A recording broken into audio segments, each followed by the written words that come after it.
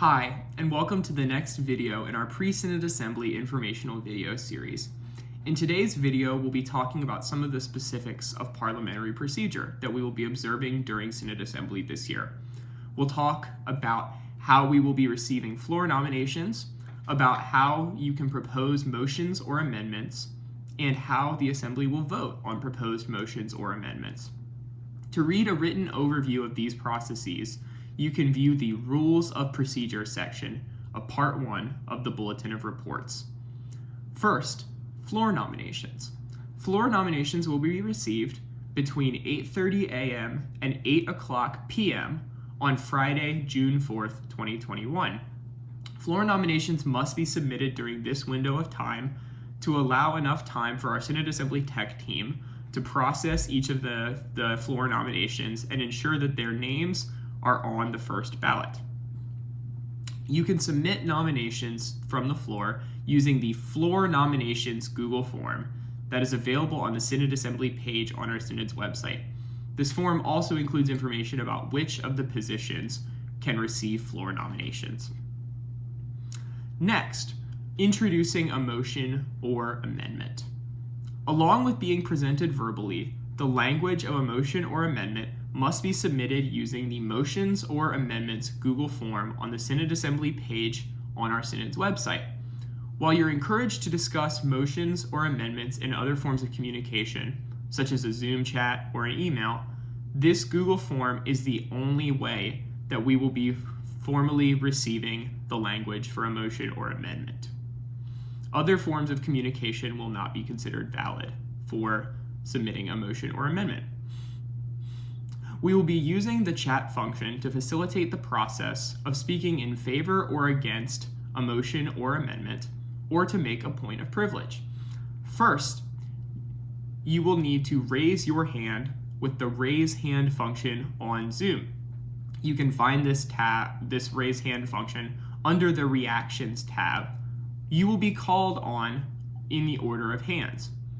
Once you have raised your hand, you will send a private message to the Zoom account entitled Microphone Line to identify yourself and to state whether you are speaking to the motion or amendment under discussion, against the motion or amendment under discussion, or if you have a white card, meaning that you would like to make a point of order.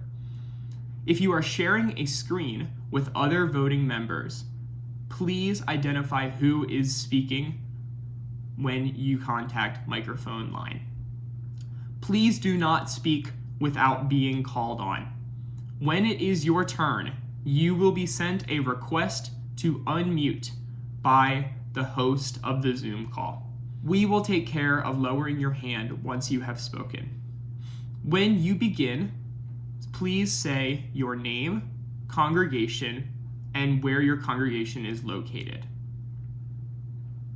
When you raise hand on Zoom, please pay attention to the chat and look out for that private message, that private conversation with Microphone Line, as this is the only way that your request to speak will be processed and will enable you to speak before the Assembly. Next, let's talk about how we will be voting on motions and amendments. To vote on motions or amendments, the following process shall be observed. If an amendment can be voted on with a simple yes or no, the question will be proposed to the body of the Assembly using the Zoom polling feature. You will see a pop-up window on your screen that will lay out the language of the amendment or motion and will give you the option to click yes or no. For any question that is more complicated than a simple yes or no vote, the proposed amendment or motion must be voted on using Election Runner. Following a second to conclude time of debate and send the proposed motion or amendment into a vote, the tech team will then insert the language of that proposed amendment or motion into a ballot on Election Runner and open the ballot for a vote. At this point, all registered voting members will receive an email to the email with which they registered for Assembly, inviting them to vote on the proposed motion or amendment.